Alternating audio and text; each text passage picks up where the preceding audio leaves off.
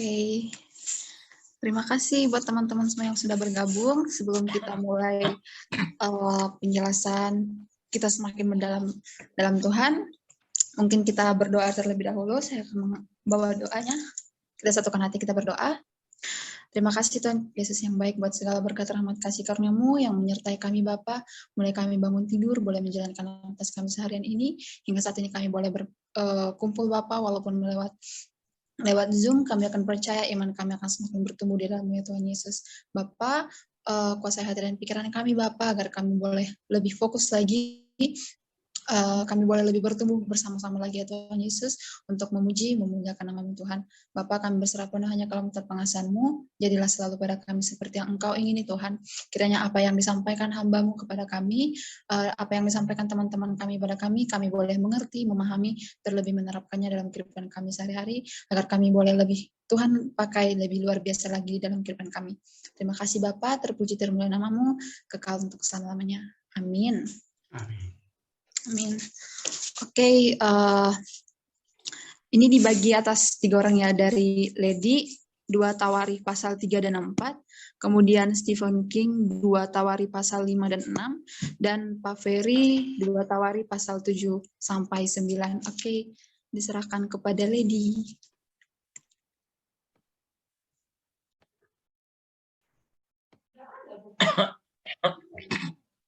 Ya, terima kasih Kak Winti. Shalom semuanya, selamat malam, puji Tuhan. Kita masih dapat berkumpul ya maupun secara online untuk belajar tentang firman Tuhan yang menjadi renungan bagi kita setiap hari. Sebelumnya terima kasih atas kesempatan yang diberikan kepada saya. Pada malam ini saya akan memberikan hal atau pelajaran yang dapat saya ambil dari 2 Tawarikh 3 sampai kepada 2 Tawarikh 4. Mungkin penjelasan saya tidak banyak ya. Saya akan menjelaskan sedikit tentang beberapa hal yang saya ambil. Nanti lebih kurangnya boleh Pak Ferry atau teman-teman sekalian koreksi atau tambahkan. Oke, kita mulai aja dari 2 Tawarikh 3 ya. Di 2 Tawarikh 3 ini ada 2 perikop, yaitu Salomo mendirikan bait suci, dan perikop yang kedua benda-benda logam bait suci. Nah, jadi seperti yang kita tahu, kitab 2 Tawarikh ini memang diawali dengan kisah Salomo ya, mulai dari 2 Tawarikh 1 yang minggu lalu, di mana kita tahu bahwa Salomo itu meminta hikmat kepada Tuhan, dan kemudian dilanjutkan kepada 2 Tawarikh 2, di mana ia melakukan persiapan-persiapan untuk mendirikan bait suci itu. Kemudian sampailah pada 2 Tawarikh 3 yang akan saya jelaskan ini, di mana diceritakan di sana bahwa Salomo itu mulai mendirikan bait suci itu sendiri. Jadi 2 Tawarikh 3 ini adalah kisah Salomo memulai pembangunan bait suci, dan yang kita tahu ini adalah sebuah proyek yang sangat besar pada zaman itu. Karena bait suci Allah yang didirikannya pun kita tahu ya, kemarin ada Pak Ferry share ke grup WhatsApp tentang gambaran bait suci tersebut, itu sangat besar pada zaman itu. Jadi pembangunan ini bisa dibilang pembangunan bait suci yang tidak biasa, memerlukan waktu yang panjang, terus melibatkan jumlah pekerja juga, dan dari bahan-bahan yang diceritakan di kitab ini, pasal ini, kita dapat menyimpulkan bahwa memakan biaya yang cukup sangat besar gitu. Maka oleh karena itu, setelah bait suci ini sudah selesai, semua orang melihat bahwa bangunan ini sangat besar, sangat megah, dan mencerminkan bagaimana Tuhan Allah Israel, Tuhan Allah kita yang sangat besar itu turut menyertai pembangunan ini. Jadi tidak dapat dipungkiri bahwa bait suci ini adalah pembangunan bait suci yang baik, yang tujuannya adalah untuk kemuliaan nama Tuhan. Dan ada beberapa hal yang dapat saya petik dan saya pelajari dari pasal ini, yaitu yang pertama yang saya petik adalah kesungguhan Salomo untuk membangun bait Allah. Jadi saya melihat bahwa kesungguhan Salomo dalam membangun bait Allah ini tidak hanya terlihat dari upayanya yang menyediakan bahan bangunan yang terbaik, seperti yang kita lihat dari ayat yang kelima dikatakan di sana, memang ruang Maha Kudus itu dilapisi dengan emas dan bahan-bahan lainnya, perak, seperti pokoknya yang terbaik gitu. Jadi Salomo ini memberikan upayanya, segalanya itu untuk membangun ini dengan hal yang terbaik gitu loh. Dia menyediakan bahan bangunan yang terbaik dan juga orang-orang yang ahli dalam membangun. Jadi tetapi bukan hanya itu saja, Salomo juga memasukkan aturan-aturan tentang pembuatan ruang Maha Kudus. Seperti yang kita lihat pada 2 Tawarik 8, seperti yang kita tahu kalau ada bintang di akhir ayat itu artinya itu dikutip dari atau ada di kutipan pasal lain gitu kan. Nah, di ayat yang ke-8 itu kemudian ia membuat ruang Maha Kudus panjangnya 20 hasta menurut lebar rumah itu dan lebarnya 20 hasta juga, lalu ia menyaputnya dengan emas tua seberat 600 talenta. Kemudian di situ ada tanda titik, di Alkitab juga sebenarnya ada dijelaskan di bawah itu dari mana dikutip. Jadi ayat ini dikutip dan sudah pernah disampaikan di Keluaran 26 ayat 33 sampai 34 saat pembuatan ruang Maha Kudus. Jadi dikatakan di sana peraturannya, dan peraturan itu jugalah yang tetap ditaati oleh Salomo dalam pembangunan Bait Suci di masa pemerintahannya. Jadi dari sini saya dapat melihat kesungguhan dan komitmen Salomo kepada Tuhan. Jadi dia tetap mengikuti aturan yang ada, tidak mengabaikannya. Jadi dia itu sangat, selain memberi yang terbaik, ia juga komitmen mengikuti peraturan gitu kepada Tuhan. Jadi apa yang diteladankan oleh Salomo ini bisa menjadi dasar bagi kita jemaat Tuhan dalam membangun bait Allah. Memang tidak sehebat Salomo pada zaman itu, namun prinsip-prinsip pembangunan yang dijalankan oleh Salomo ini bisa menjadi dasar bagi kita, seperti memberikan yang terbaik dari segi pikiran, tenaga, material yang akan kita gunakan dalam membangun bait Allah, dan juga kita dapat memperhatikan aturan-aturan yang memang sudah ada tentang pembangunan rumah Tuhan gitu.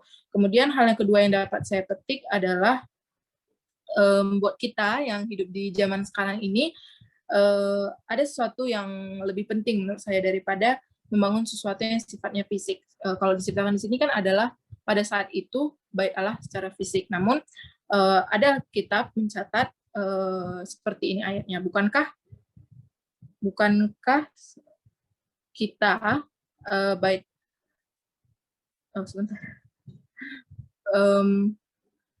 bukankah tubuh kita ini bait suci Allah? Artinya adalah tubuh kita ini juga adalah bait suci Allah gitu. Tuhan juga berdiam di dalam hidup kita, dalam tubuh kita. Maka firman Tuhan juga berkata, sebab itu muliakan Allah dengan tubuhmu.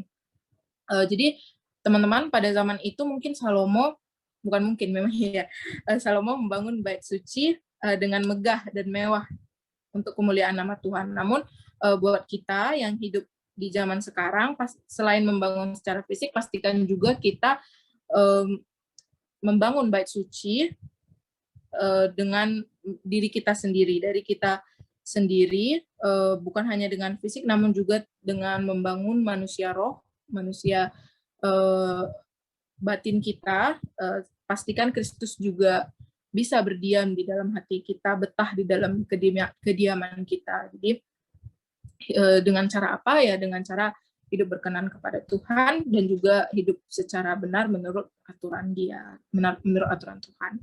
Jadi dengan cara ini pun kita menunjukkan bahwa kita sebagai jemaat, sebagai umat Tuhan juga membangun bait suci sama seperti halnya yang pernah dibangun oleh Salomo, seperti itu. Kemudian itu saja yang dapat saya petik dari 2 Tawarik 3. Kemudian pada 2 Tawarik 4 itu diceritakan juga tentang bahan-bahan yang digunakan oleh Salomo dalam pembangunan bait suci ini. Saya mendapat artian dari bahan-bahan ini dari Google, tapi kalau misalnya salah nanti mohon koreksi. Dalam 2 Tawarik 4 ayat 1 itu dikatakan di sana bahwa ia membuat mesbah tembaga yang 20 hasta panjangnya dan 20 hasta lebarnya dan 10 hasta tingginya. Saya dapat bahwa mesbah tembaga baru yang lebih besar merupakan benda pertama yang dilihat ketika memasuki ruang bait suci itu. Jadi mezbah tembaga ini menunjukkan bahwa Allah dapat dihampiri hanya melalui korban persembahan pada saat itu. Korban persembahan pada saat itu kan binatang ya kan.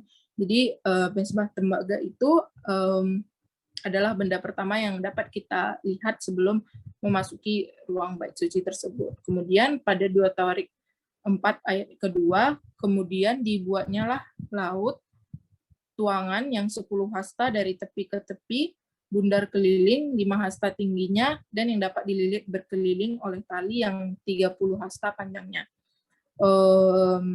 Yang saya dapat di sini, laut tuangan itu mengajarkan bahwa perlunya kesucian dalam bait suci ini. Terdapat pada Keluaran 30 ayat 21 yang sudah pernah dijelaskan di sana. Jadi laut di ayat ini dimaksud dengan kesucian gitu, menunjuk pada pembaharuan dan pengudusan di dalam Kristus. Jadi dililit berkeliling oleh tali yang ukuran panjangnya sudah dikatakan di sana. Kemudian pada ayat ketiga dikatakan di sana di sebelah bawah tepinya ada gambar lembu 10 dalam sehasta. Jadi di sebelah bawah tepinya laut ini acuannya ini lembu yang berbentuk bulat yang terdapat pada 1 Raja-Raja 7 ayat 24 yang menyebutkan adanya hiasan berupa buah labu. Jadi dapat kita pelajari lagi bahwa Salomo juga dalam membangunnya detail banget gitu, tetap mengikuti aturan yang sudah ada tanpa mengabaikannya gitu. Kemudian pada ayat yang ke-7 ada 10 kandil emas. Kandil emas ini di sini dikatakan bahwa artinya adalah lampu-lampu yang melambangkan kesempurnaan gereja Allah yang harus bersinar melalui minyak yang melambangkan Roh Kudus dengan lampu-lampu yang terdapat dalam kandil emas tersebut. Kemudian pada ayat ke-8 ada disebutkan tentang 10 meja. 10 meja ini dikatakan di sini bahwa menggantikan 1 meja dalam kemah suci. Sekalipun tampaknya diperlukan hanya 1 meja untuk tempat roti sajian, tetapi meja itu juga melambangkan hubungan orang percaya dengan Allah yang telah pulih kembali dan merupakan contoh dan jaminan tentang persekutuan yang lebih erat. Nah, jadi ada semua arti dari bahan-bahan dan perlengkapan yang ada dalam bait suci tersebut gitu. Mungkin itu saja yang dapat saya sampaikan dari 2 Tawarik 3 dan 4. Terima kasih dan saya mohon maaf jika ada kekurangan. Saya kembalikan pada Kak Winti. Oke, terima kasih Lady. Mungkin selanjutnya dilanjutkan oleh Kak Stephen King.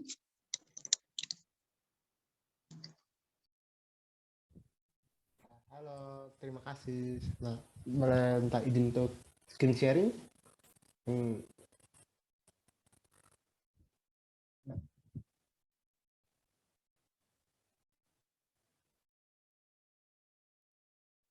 Halo? Halo?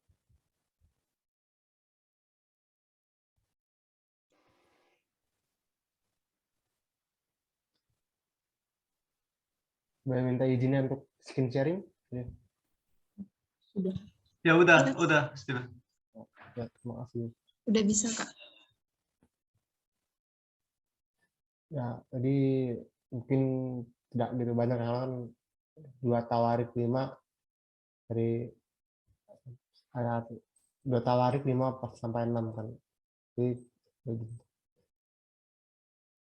ini kan kita kayak ngebahas lagi tentang kisah Salomo ya, dimana dia bangun baik rumah Allah dan bait suci kan, karena dari itu kan tidak diizinkan kan, karena sudah tangannya sudah berlumuran darah, sudah membunuh banyak orang.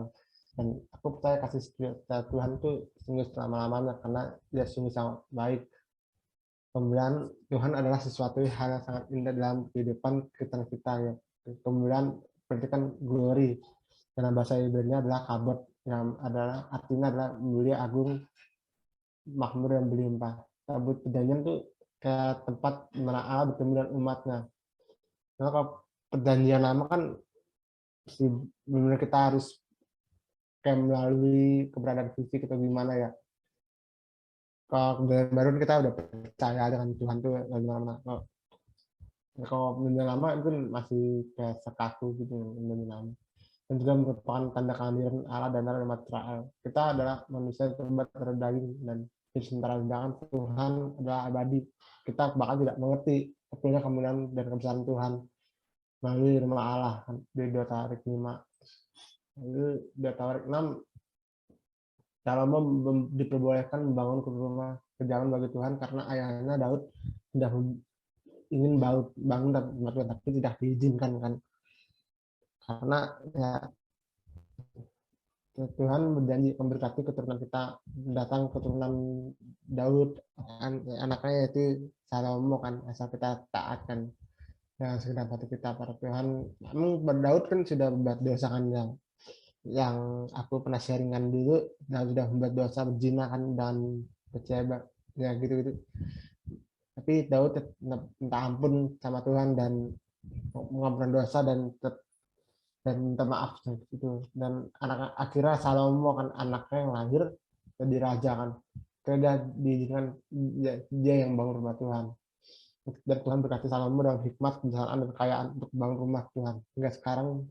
Dan baru tidak alas engkau yang langit bumi yang setiap perjanjian itu yang aku dapat dari Tawarik 6. Lalu Tuhan tuh maha hadir dari dimanapun sana, dan kita ayat 18, dan kita semua segala langit itu tidak akan membatasi Tuhan yang sampai sekarang ini ada bersama, dan kita akan dimanapun kita berada, bekerja atau dimanapun, di gereja atau di mana, di kantor. Ayat 24, karena dosa kita mengalami kekalahan oleh musuh iblis kan. Karena Israel, karena Israel berbuat dosa ya kalah kan. Israel berbuat dosa kalah, itu terulang kayak kitab hakim-hakim tuh, berdosa kalah. Akhirnya ya kita harus balik mengakui nama Tuhan kan, dan berdoa mohon mendoakan. Salomo sudah memimpin doa ini agar Israel selalu ingat sama Tuhan kalau kita berbuat dosa kan. Tapi kalau bisa ya jangan buat dosa lah. Nah, semoga berkepenangan. Tuhan itu adalah maha kasih. Kalau Israel sebegitu jahatnya, kita juga sebegitu jahat, tetap mengampuni dan mengembalikan kita ke tanah perjanjian, asal tetap hidup dalam taat dan hukum. Kita nggak boleh satu bangun ya begitu lagi tapi ya kita harus taatkan, tinggalin kehidupan anak kita. Dari ayat 34, Tuhan lah memberi kemenangan khusus tahun 2022 ini. Tuhannya Tuhan, kita selalu bertanya Tuhan.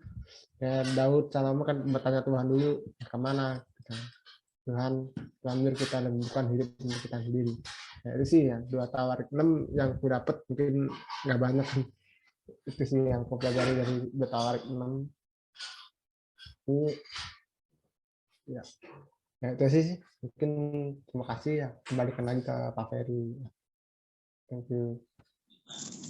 Oke, terima kasih Kak Stephen King. Oke, selanjutnya mungkin dilanjutkan oleh Pak Ferry. Lanjutkan.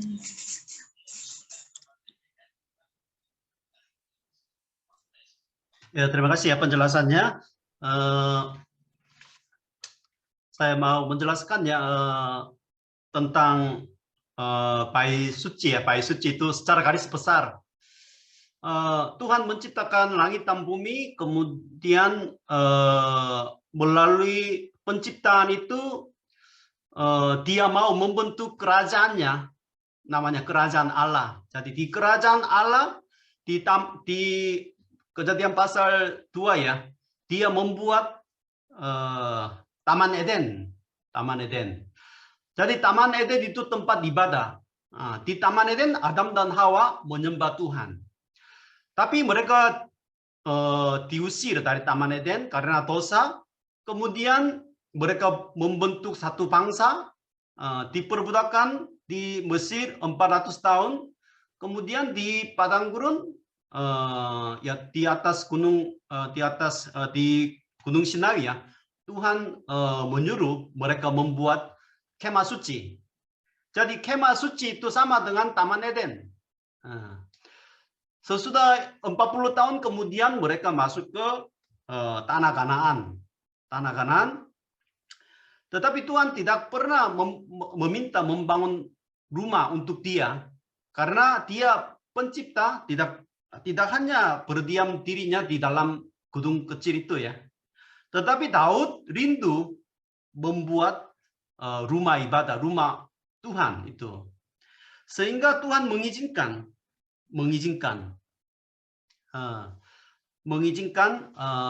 kerinduan Daud. Tetapi zaman Daud itu tidak boleh karena dia menumpah banyak darah ya. Maka dia hanya mempersiapkan semua bahan-bahannya. Akhirnya tadi pasal 3 ya. Pasal 1, 2 itu pasal 1 itu dia minta hikmat. Jadi untuk membangun bait suci itu dasarnya hikmat. Dengan hikmat dari Tuhan, Salomo mampu membangun bait suci itu. Kemudian pasal 2 ya, dia meminta bantuan kepada Raja Tirus ya, itu namanya Huram. Karena di Yerusalem itu tempat tinggi, pegunungan, dari laut kira-kira 800 meter. Maka kayu-kayu itu di Yerusalem tidak begitu bagus, sehingga semua bahan untuk membangun bait suci dan istana itu dia membawa bahannya kayu aras ya, kayu aras dan senobar, cendana itu semua dari Gunung Libanon itu dari Tirus ya, Tirus. Jadi Raja Huram membantu karena sahabat sama papanya Daud. Kemudian pasal 3 hari ini baru mulai membangun bait suci. Itu sama dengan isinya sama dengan 1 Raja pasal 6-nya. Tetapi di sini bait suci itu pentingnya tempatnya di mana, itu pentingnya. Saya sharing beberapa itu PowerPoint sedikit ya.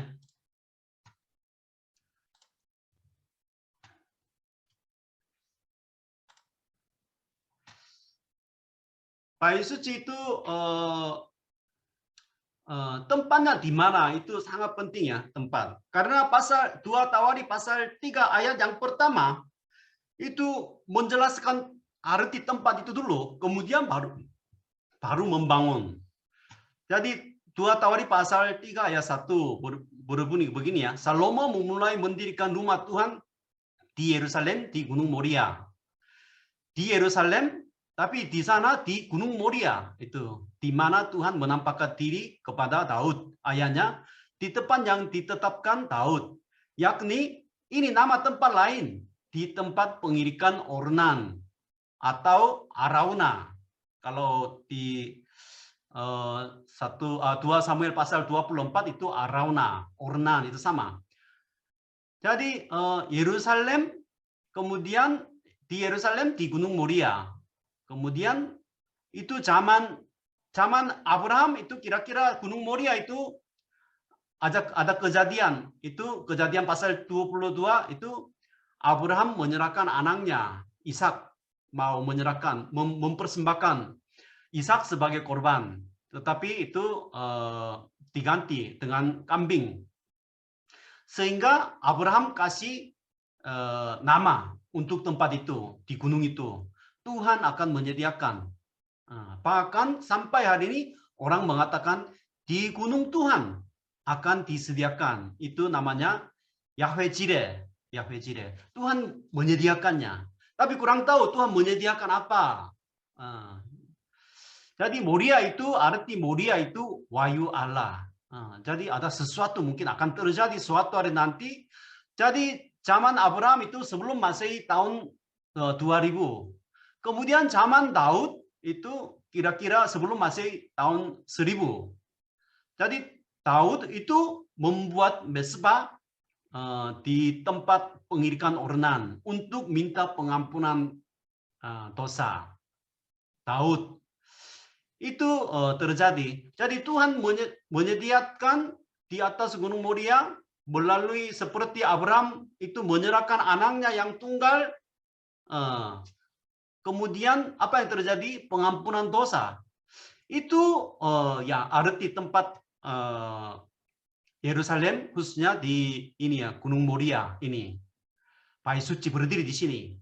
Jadi bait suci itu ya sejarahnya nubuatnya sudah ada zaman dari zaman Abraham. Kemudian di bagian di sebelah itu lebih luas itu ukurannya Istana Salomo itu lebih luas ya, lebih luas. 100 hasta, 50 hasta, 30 hasta. Jadi di belakang itu ada bait suci. Jadi bait suci itu ada kaitan dengan perjanjian Abraham, Tuhan yang menyediakan Yahweh Jireh. Kemudian 1000 tahun kemudian kepada Daud ada janjinya pengampunan dosa di tempat pengirikan Arauna. Jadi ini sama dengan Golgota di mana Yesus disalibkan. Jadi Allah Bapa menyerahkan anaknya untuk mengampuni dosa manusia. Jadi itu terjadi di atas Golgota. Itu sama tempatnya. Maka Matius pasal 26 ya, Yesus sendiri berkata kepada orang-orangnya, di sini ada yang melebihi bait Allah. Di sini artinya Yesus sendiri, aku lebih besar daripada bait Allah. Kemudian Matius pasal 12 ayat 41, dan lihat yang lebih besar daripada Salomo ada di sini. Jadi Yesus Kristus itu menyatakan dirinya sebagai raja yang lebih besar daripada Salomo. Karena sampai sekarang Raja Salomo itu yang paling hebat ya, paling berhikmat antara seluruh raja di dunia ini. Itu Yesus lebih besar. Kemudian bait suci itu nubuat atau bayangan Yesus Kristus yang akan datang. Karena tubuh Yesus Kristus sendiri ya, itu bait suci. Jadi itu bait suci tempatnya sekarang di sini ya, itu Al-Aqsa yang masjid tempatnya di sini. Ini berdiri. Kemudian ukuran tadi Reddy udah jelasin ya. Jadi ukurannya ya pentingnya mau menjelaskan apa melalui pasal 3, 4 itu ya artinya sangat mewah. Kemudian ya sangat mulia ya, mulia. Karena ini dibangun 3 tahun setengah. Kemudian luasnya lebih luas daripada tabernakel ya, tabernakel di padang gurun. Kemudian di ruang maha suci, di bagian 1 itu nomor 1 ini pakai emas ya, 600 talenta. Di dalam saja 600 talenta. 600 talenta itu 1 talenta itu beratnya itu 34 kilogram. Maka 600 talenta itu artinya emas 20 ton. Nanti coba cari informasi ya. Indonesia punya berapa banyak emas. Di Korea mungkin kira-kira 30 ton udah cukup.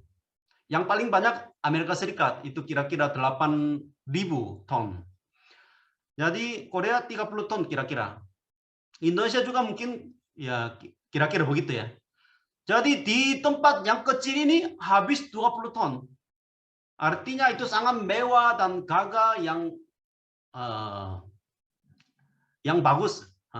Itu maksudnya, dan itu mesbah ini juga udah besar juga. Kemudian ya lengkap. Tapi gambar bait suci Salomo itu kadang-kadang beda dengan ya mungkin masing-masing ya. Ahli Alkitab itu kalau mau menggambarkan gambarnya kadang-kadang beda, maka sulit mencari ya gambar yang tepat. Tapi biasanya tingginya lumayan tinggi. Di sini 30 hastad ya, 30 hastad. 30 hastad kira-kira 13 meter, lumayan tinggi. Jadi mewah sekali. Kemudian di depan ada tadi tempat pembasuhannya, tempat raut. Kemudian banyak alat juga ya. Kemudian tukangnya di sini ya, tukangnya di sini bahan untuk di dalam gunung Bayi Suci dengan emas ya. Di dalamnya biasanya dilapis dengan emas biasanya. Di luar hampir semua itu bahannya tembaga. Laut juga tembaga, semua itu alat-alat di luar biasanya pakai tembaga, bukan emas. Seperti di kemah suci juga sama. Karena tembaga itu bertahan lama. Walaupun dingin, panas, itu tidak ada perubahan. Tapi emas itu kadang-kadang beda ya. Jadi kadang-kadang emas murni juga ada, di sini emas tua juga ada. Jadi itu sedikit beda ya. Emas murni mungkin lebih murah ya. Pure gold. Emas tua itu yang paling bagus itu emas tua. Jadi di dalamnya biasanya dilapis dengan emas. Kemudian di luar biasa pakai tembaga. Kemudian Raja Hiramnya mengutus tukang itu Huram Abi itu sukudannya, sukudan. Jadi 2 Tawari pasal 2 ayat 13 itu sengaja menulis suku tukang ini. Sebenarnya untuk kita, untuk kami yang baca, ya tukang siapa, suku dari mana sebenarnya enggak penting. Tetapi mengapa di sini menulis sukunya? Karena penulis kitab Tawari ini sangat mau menekankan Bayi Suci itu ada kemiripan sama kemah tabernakel, kemah suci pada zaman Musa. Sangat mirip semuanya. Ukurannya memang berbeda, tapi konsepnya, apalagi di sini tukangnya, tukang untuk kemah suci ya, zaman Musa itu Bezalel dan Oholiab itu 2 tukang yang terkenal. Bezalel itu suku Yehuda, tapi Oholiab itu suku Dan. Sama seperti itu dalam membangun Bayi Suci ini juga ada suku Yehuda, yaitu Salomo sendiri. Kemudian Huram Abi ini suku Dan.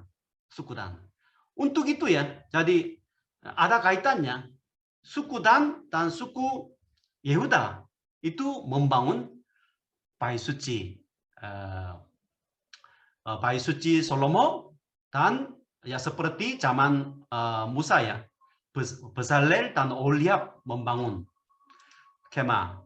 Jadi di dalam ruang Maha Suci itu agak berbeda. Mungkin saudara-saudara mungkin jarang pernah melihat ya gambar seperti ini ya. Di dalam ruang Maha Suci itu agak beda dengan kemah suci. Kemah suci, tabernakel beda. Karena kemah suci zaman Musa itu hanya ada tabut Allah. Kemudian di tabut Allah di atas ada kerub. Itu saja. Tetapi di dalam Bayi Suci Salomo ya, itu kerub itu besar ya, kerub. Satu sayap saja ukurannya 5 hastad. Maka 4 sayap ini 40 hastad. Sebenarnya dari ujung sampai ke sana itu ukuran ruang Maha Suci itu udah 20 hastad. Jadi penuh dengan sayap kerub itu di dalam ruang Maha Suci. Itu maksudnya apa? Betul-betul ya penuh dengan kemuliaan Allah. Jadi untuk itu ya, itu begitu besar. Kemudian di depan juga, di depan pintu Bayi Suci ada 2 tiang ya, 2 tiang. Satu tiang namanya Boaz, satu tiang itu Yakin. Jadi bahasa Indonesia juga yakin kan, Saya yakin. Itu sama dengan bahasa Ibrani. Yakin. Itu teguh itu. Jadi dua tiang ini yaitu menyatakannya kemewahan. Kalau masuk ada dua tiang yang besar sehingga terasa ya itu kemegahan Bait Suci Salomo itu. Kemudian hiasannya di sini semuanya hiasannya itu delima. Hiasan di sini banyak. Jadi mengapa pakai delima di sini ya? Delima, gambar delima, ukir delima. Karena dalam pakaian imam besar di kemah suci juga mereka juga pakai hiasan delima juga. Karena delima ini buah yang melambangkan kemakmuran. Karena di dalam buah ini ada banyak biji-biji ya, biji-biji. Maka kalau ini bendera Spanyol ya, kalau bendera Spanyol ada simbolnya. Di simbol bangsa Spanyol ini di bawah yang paling bawah ini delima. Delima itu ya Granada, granit. Itu bom ya, semacam bom. Ya ini mirip sama dengan bomnya. Kalau lempar meletus. Maka itu Granada delima ini nanti menjadi bom, atau zaman Salomo, zaman Musa itu pakai delima. Di sini artinya ya kemakmuran, simbol kemakmuran itu buahnya. Kemudian di sini ada laut tadi ya, laut tuangan tembaga. Jadi pakai 2000 watt. 1 watt itu 22 liter. Jadi itu besar sekali. Tujuannya apa? Tujuannya tempat pembasuhan untuk para imam. Itu penting. Tempat pembasuhan untuk para imam. Imam melayani untuk menyembelih hewan domba di sana, sehingga harus cuci tangan, membasuh tangan mereka. Maka di sini dipakai namanya laut. Di bawah ada lembu ya, 12 ekor ya, ke setiap arah. Itu simbol kekuatan juga. Lembu itu simbol kekuatan, dan juga ya 12 ekor itu ya simbol 12 anak Yakub. Tapi laut ini sendiri biasanya itu simbol kekudusannya, kekudusan. Kemudian ada tambahan, itu yang baru di dalam Bait Suci Salomo ya. Di kemah suci enggak ada. Ini apa? Kereta penopang dari tembaga. Itu lebih kecil tapi ada roda. Itu apa? Itu tujuannya tempat pembersihan untuk korban. Untuk membersihkan korban. Jadi itu tadi laut tuangan tembaga itu seperti di sini udu ya, udu. Tapi ini untuk membersihkan korban hewan ya, tujuannya. Jadi ya ukurannya besar, diukir bermacam-macam gambar, itu mewah, itu sangat ditekankannya dalam pasal ini ya. Artinya itu sangat mewah. Kemudian pasal 6 ya, pasal 6. Tadi Steve sudah jelaskan, itu pentabisan. Gedung sudah jadi, ya mentabiskan secara resmi. Karena ya penuh dengan sukacita. Karena ya Salomo membangun Bait Suci Salomo ini ya selama 7,5 tahun. Bahan-bahannya sejak dari Bapak ya. Bapak Daud berjuang mempersiapkan semua bahan. Kemudian dipanggil Tuhan sebagai anak, mau meneruskan pesan Bapak ya, karena sudah ada janji sama Tuhan juga. Sehingga akhirnya dia membangun Bait Suci ini, kemudian mentabiskannya. Pasal 6 ayat 3 sampai 11 ya. Tuhan menepati janjinya kepada Daud. Itu judul perikop ya. Di sini itu semacam sambutan. Kalau ada acara biasa ada sambutan kan. Di sini sambutan. Latar belakang gedung ini, tempat ibadah ini. Ceritanya apa? Jadi ada janji Allah kepada ayahnya Daud, di tempat ini akan ada nama Allah. Jadi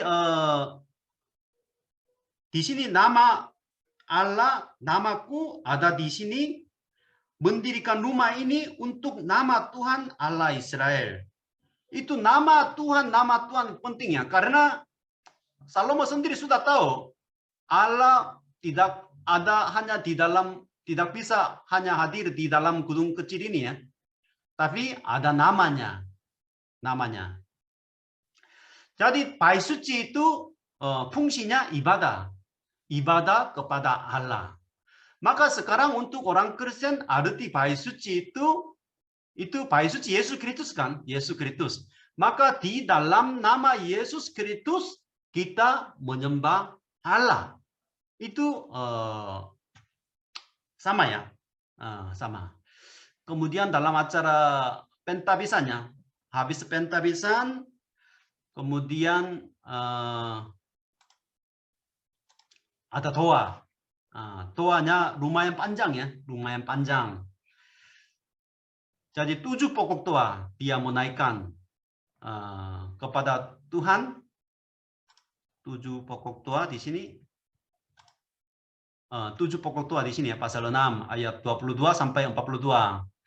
Jadi selalu ada jika, apabila, itu 7 macam kejadian terjadi dalam bangsa Israel. Ya, tapi ya banyak masalah, penyakit, malapetaka atau musuh. Yang penting mereka harus datang ke bait suci, kemudian menaikkan doa dengan rendah hati. Itu sangat penting ya. Kalau begitu Tuhan pasti memulihkan, mengampuni dosa mereka. Itu inti ya, 7 permintaan dari Raja Salomo doanya. Apalagi bukan hanya orang Israel, tapi pokok doa kelima itu ayat 32 sampai 33 itu orang asing juga ada di sini. Mereka bukan orang Israel, orang asing, mereka pun datang ke bait suci untuk meminta pengampunan. Itu mereka dosa mereka akan diampuni. Itu ya tertulis ya, tertulis. Jadi berkali-kali di sana berkiblat, itu ada kata berkiblat ke Yerusalem. Jadi dimanapun mereka ada, mungkin walaupun mereka dibuang ke luar negeri, ditahan di kerajaan Babel, mereka juga walaupun bukan di Yerusalem, tempatnya jauh, tapi tetap berkiblat ke Yerusalem. Mereka berdoa kepada Tuhan, Yahweh, pasti doa akan dikabulkan. Maka kalau membaca kitab Daniel ya, pasal 6 ayat 11. Ketika Daniel mengetahui bahwa surat perintah itu telah ditandatangani, masuklah dia ke rumahnya. Di dalam kamar atasnya terdapat jendela-jendela yang terbuka ke arah Yerusalem.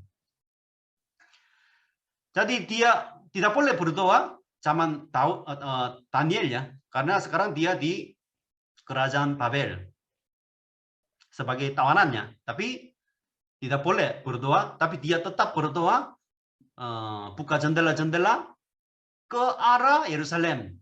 3 kali sehari ia berlutut berdoa. Jadi itu semacam sholat menuju ke Yerusalem itu mulai berdiri, mulai muncul tradisi Yahudi. Di bait suci biasanya ibadah 2 kali, pagi, sore, 2 kali. Tetapi ini mulai berkembang ya sampai ke 3 kali. Jadi ini terus bertambah sholat ini sampai sekarang.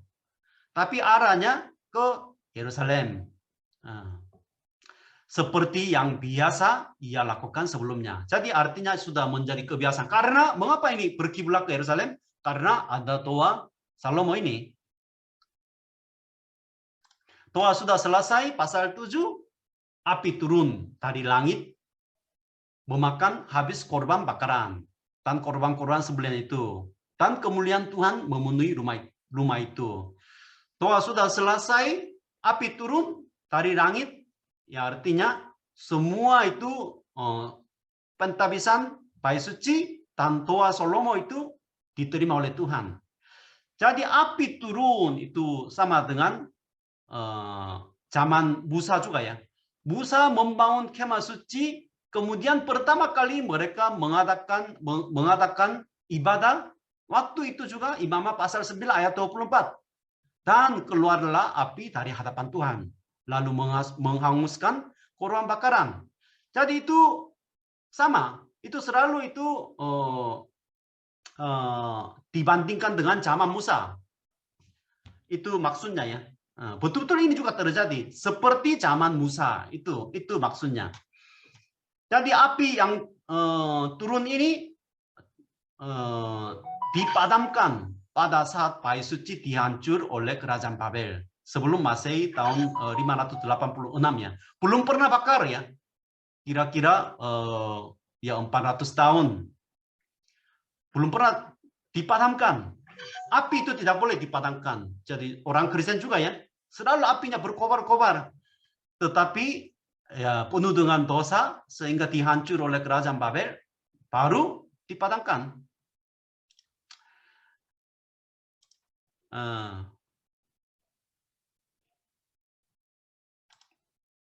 Kemudian pasal 8 ya. Bukan pasal 8. Pasal 8 beberapa usaha Raja Salomo. Di sini artinya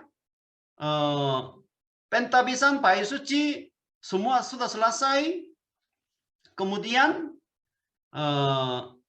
ya Tuhan memberkati ya melalui pekerjaan Raja Salomo. Raja Salomo itu membangun kota-kota, kota perbekalan di beberapa tempat untuk menguatkan bangsa mereka, pertahanan mereka.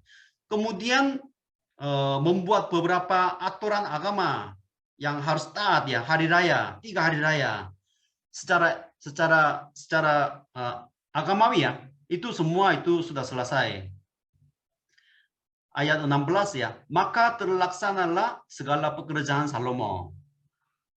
Hari dasar rumah Tuhan diletakkan sampai pada hari rumah itu selesai. Di sini pentingnya itu selesai. Jadi negaranya itu sangat diberkati, sangat diberkati. Kemudian bukan hanya diberkati, mereka membawa emas dari luar negeri. Mulai impor ya, impor emas dari luar negeri melalui pelabuhan Ezion-Geber. Ezion-Geber. Ayat pasal 8 ayat 17 ya. Ezion-Geber itu pelabuhan tepi laut di tanah Edom ya. Jadi impor emas dari Ofir. Ofir itu mungkin tempatnya ya daerah selatan ya, dari dekat dari Arabia itu. Tapi itu banyak emas di sana. Kemudian pasal 7 akhirnya kunjungan Ratu negeri Seba datang. Dia juga ratu dari Seba. Seba itu di mana? Mungkin kurang jelas, tapi biasanya di sini, di Yemen ya sekarang. Yemen atau Ethiopia. Artinya Ratu Seba ini datang dari jauh untuk mendengar hikmat Salomo. Hikmat Salomo. Maka Yesus Kristus mengutip kejadian ini ya kepada orang Yahudi. Orang Yesus, mereka menanti-nantikan kedatangan Mesias di Israel. Tetapi Mesias sudah datang, tetapi mereka menolak Yesus sebagai Mesias. Maka Yesus berkata ya, Yesus berkata, Ratu dari selatan, itu Ratu Seba artinya, itu akan bangkit bersama-sama angkatan ini, dan ia akan menghukumnya juga. Sebab Ratu ini datang dari ujung bumi untuk mendengar hikmat Salomo. Dan sesungguhnya yang ada di sini lebih daripada Salomo. Tadi baca bersama-sama ya. Jadi Ratu Seba ini datang dari jauh untuk mendengar hikmat Salomo. Tetapi di sini yang datang Yesus Kristus itu lebih daripada Salomo, hikmatnya dan raja atas segala raja, tetapi ditolak oleh bangsanya sendiri, maka mereka akan dihakimi. Itu tertulis dalam Matius pasal 20 ayat 42 ya. Jadi apa arti kunjungan Ratu Negeri Seba itu? Artinya bait suci sudah jadi, kemudian secara imannya mereka kuat ibadah, menaikkan doa, sudah ada janji semua dosa akan diampuni, sehingga pekerjaan mereka semua lancar, berhasil dalam negara sendiri, tetapi ada yang datang dari luar untuk belajar. Itu akan terjadi. Itu nubuat tentang memperluasnya kerajaan Allah itu melalui Raja Yesus Kristus. Itu nubuatnya, Mazmur 22 ayat 28. Semua ujung bumi akan ingat dan berbalik kepada Tuhan, dan semua kaum bangsa-bangsa akan sujud menyembah di hadapannya. Sebab Tuhanlah Raja dan Ia memerintah atas bangsa-bangsa. Itu semacam nubuat ya. Nubuat ini terjadi kalau membaca kitab Wahyu ya, pasal 16 ayat 16. Pada jubah dan pahanya tertulis nama ini. Jubah dan paha itu di mana tempat yang mudah dilihat itu. Cepat bisa lihat. Tertulis. Itu penerjemahan bahasa Indonesia itu semua huruf besar ya. Betul tertulis begini, huruf besar. Karena ayat ini penting ya. Raja atas segala raja dan Tuhan atas segala Tuhan. Jadi kitab Wahyu pasal yang hampir terakhir 19 ini ya. Kerajaan Babel dihancurkan, kemudian Yesus datang kedua kali sebagai raja. Waktu itu semua bangsa murid akan menyembah dia. Seperti Ratu Beelzebub datang dari jauh. Jadi nama Tuhan dipermuliakan sampai ke ujung bumi. Itu fungsi bait suci juga ya, bait suci. Mengapa membuat bait suci? Bait suci itu, melalui bait suci itu banyak orang mendengar kemuliaan Allah, dan juga mereka datang untuk ibadah dan memuliakan nama Tuhan seperti ratu ya, Ratu Seba ini. Maka 2 Tawari pasal 9 ayat 8 di sini ya, pembacaan hari ini. Ratu Beelzebub begini ya, terpujilah Tuhan, terpujilah Yahweh Allahmu yang telah berkenan kepadamu sedemikian. Ratu Seba itu bukan orang Israel, bukan yang mengenal nama Allah ya, nama Yahweh belum tahu. Tetapi dia dengar kabarnya, sehingga dia datang, dia menyembah Yahweh Allah Israel itu. Jadi ini akan terjadi, ini akan terjadi.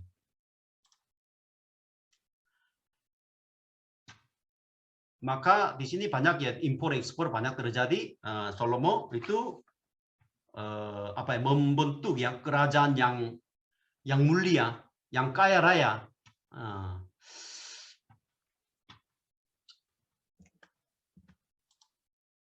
Jadi itu malam hari ini kita belajar bersama-sama ya. Jadi ini sama dengan Yesus Kristus ya. Yesus Kristus datang, kemudian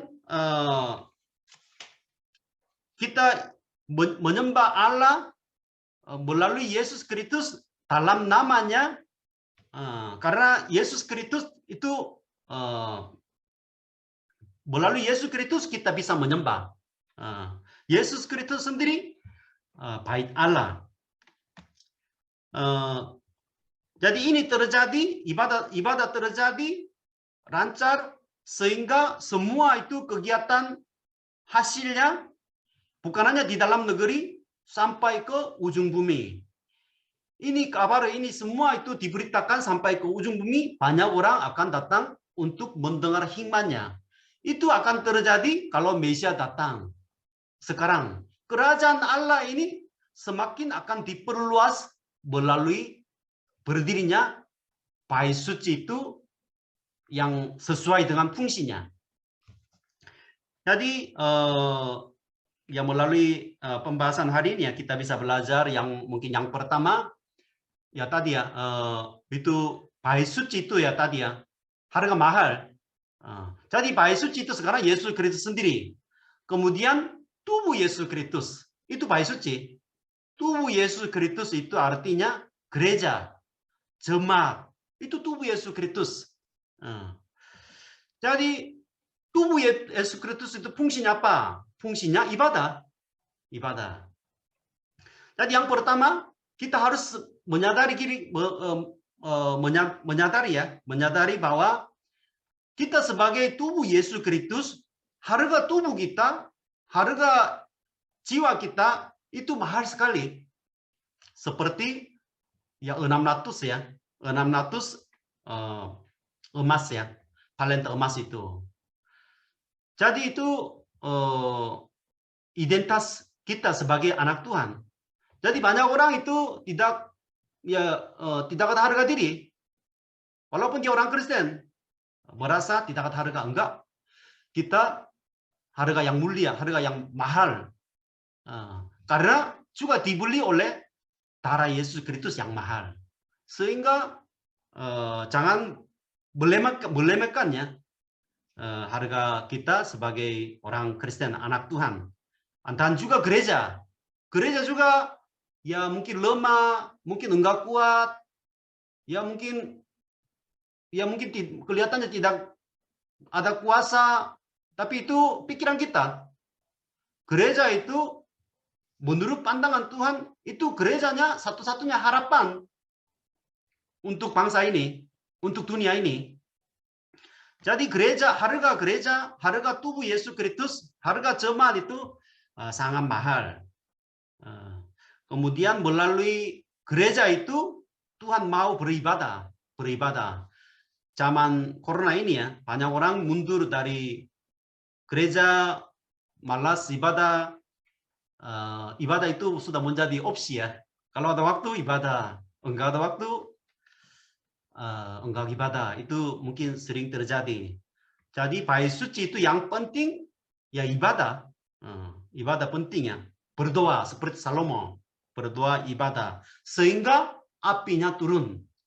Kalau jemaat itu tidak ada api, itu bukan jemaat ya. Jemaat jemaat selalu itu berkobar-kobar dengan api. Seperti ya mesbah. Di zaman Salomo juga sama. Zaman Musa juga ya. Imam itu kerja yang paling penting itu harus menjaga api di mesbah itu ya. Jadi harus menjaga api, kobar-kobar untuk ibadah, berdoa. Itu sangat penting sehingga seperti Salomo ya, negaranya ya berhasil, aman. Kemudian bukan hanya di dalam negeri, di luar negeri juga orang-orang berbondong-bondong datang untuk mendengar hikmat. Banyak orang yang akan telepon saudara-saudara untuk belajar. Untuk mau mendengar, belajar kehidupan saudara-saudara. Maka ya kerajaan Allah ini ya diperluas, kemudian nama Tuhan dipermuliakan, mereka juga datang, kemudian akan ibadah bersama-sama. Ini kita bisa belajar bersama-sama ya. Itu aja. Terima kasih.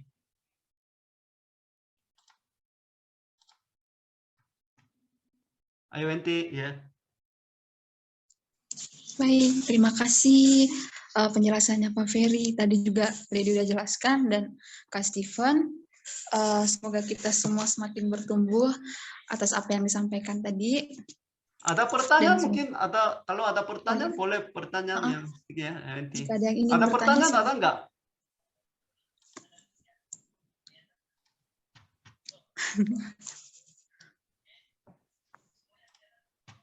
Enggak ada, enggak apa-apa, enggak. Kalau enggak ada, enggak apa-apa. Kalau ada pertanyaan ada enggak? Ya, shalom Pak, saya mau bertanya. Iya, ya. Kalian saya perkenalkan, saya Elvis, saya dari Padang, Sumatera Barat.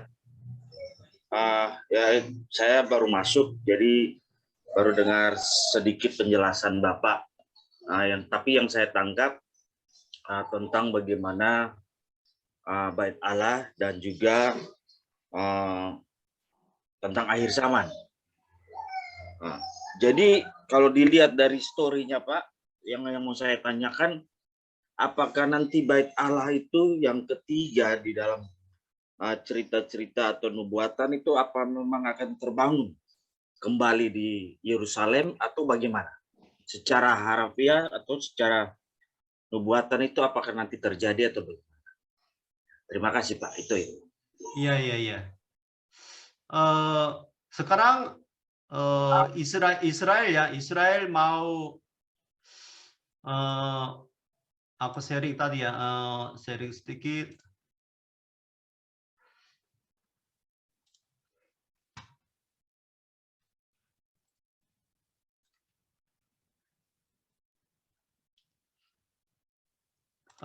Tadi ya, tempat ini tempat panas ya di seluruh dunia.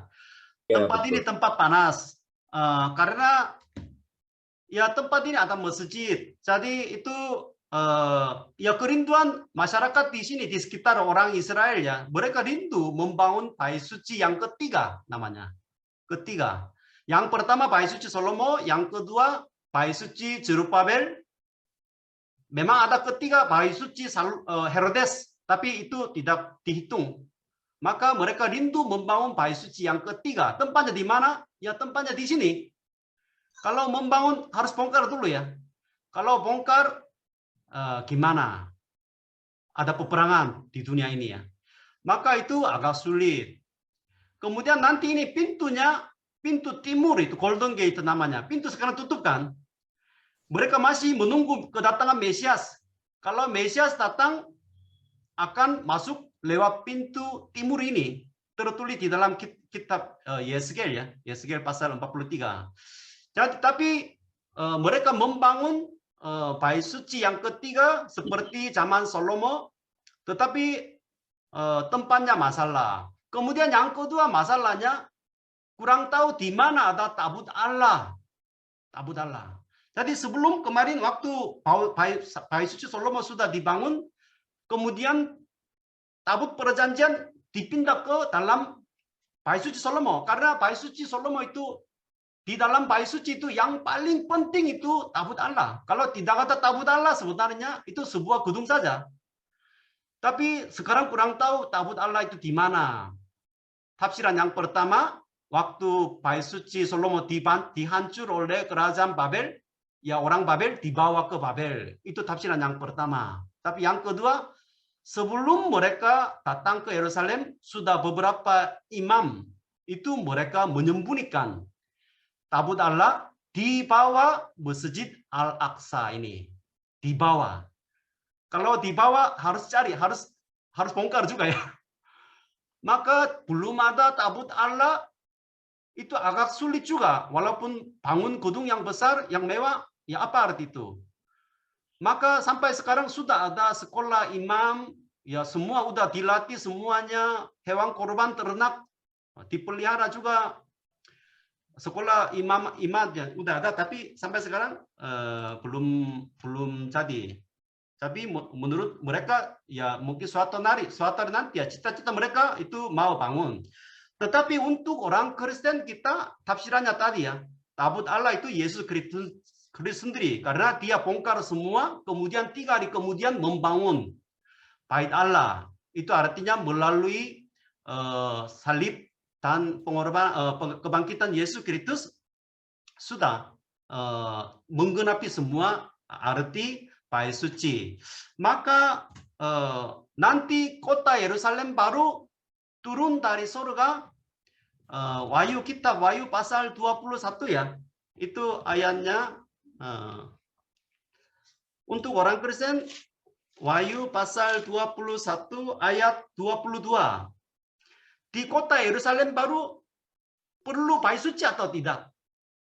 Di sini tertulis ya, Wahyu pasal 21 ayat 22.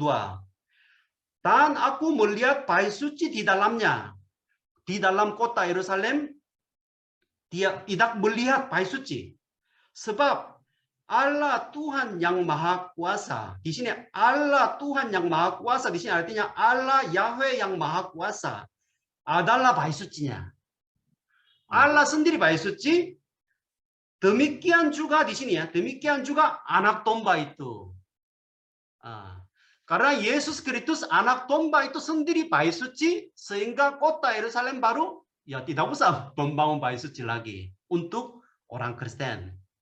Tapi ya untuk orang beragama Yahudi ya, mereka siap-siap ya membangun bait suci yang ketiga katanya. Itu gimana Pak Elvis? Mudah-mudahan Ya. mengerti. Terima kasih Pak. Ya, sangat jelas Ya. penjelasannya. Ya, kalau enggak ada tutup aja ya. Terima kasih banyak ya. Tetap semangat. Minggu depannya tetap baca bersama-sama. Kalau saudara-saudara tidak baca, langsung dengar agak bingung juga ya. Tapi kita baca bersama-sama setiap hari satu pasal. Pak Elvis, tadi mana? Bagaimana tahu RBP ini Pak? Saya dibagi link sama teman Bang Romen. Bang Romen. Itu Bang Romen. Terima kasih Bang Romen ya. Oh iya Nanti Pak, aku- Pak Ferry. Ini juga teman kita yang dulu di Bandung, Pak. Gitu ya. Ya, yang satu. Ya, senang ketemu ya. Teman STT Bandung. Ya di sini Pak Rudi Situang juga teman STT Bandung dulu. Itu kuliah di STT Bandung. Itu alumni di sini beberapa ya, ada alumni. Bukan STT Bandung, Pak, tapi yang dulu ini dengan Pak Hendra Rey. Somnya. Iya, Psikologis ya. betul.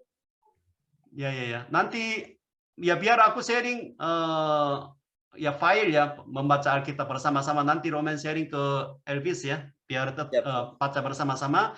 Jadi kita menyambut tahun baru ini ya semua. Bagaimana kita menjadi ahli ya dalam bidang tertentu.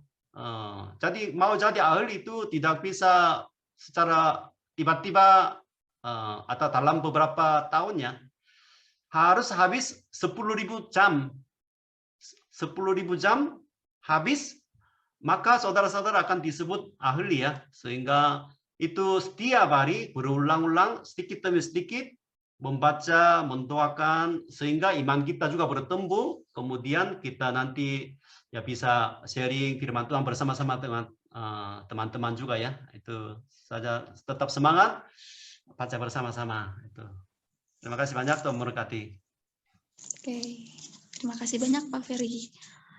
Oke, sebelum kita menutup mungkin kita doa dulu. Minta tolong kepada Bapak Rudi untuk menutup dalam doa, Pak. Nah, mari kita berdoa.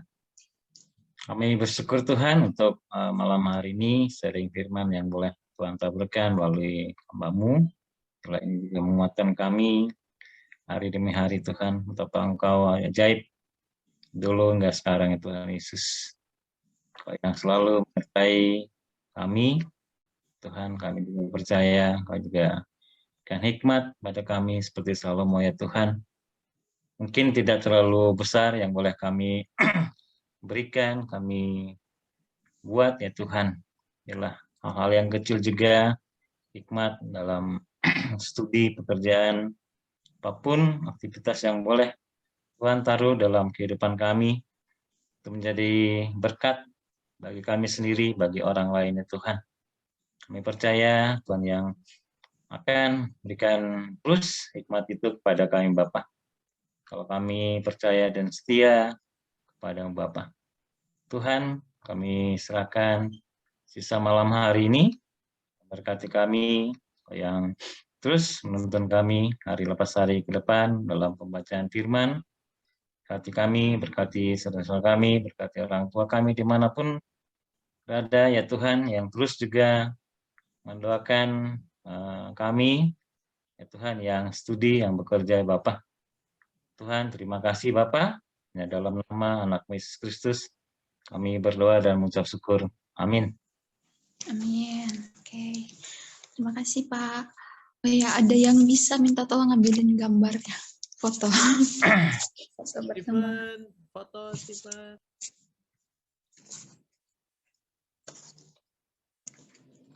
Ya, halo. Ya, kita foto ya. Orang Jakarta ya, Stephen King. Ya. Itu sendiri kita foto ya. Oke, teman-teman 1, 2, 3. Ya, terima kasih. Oke, terima kasih Kak Stephen. Terima kasih. Terima kasih Selamat semuanya. malam. Shalom, selamat malam semua. Sehat semua, teman-teman. Ya.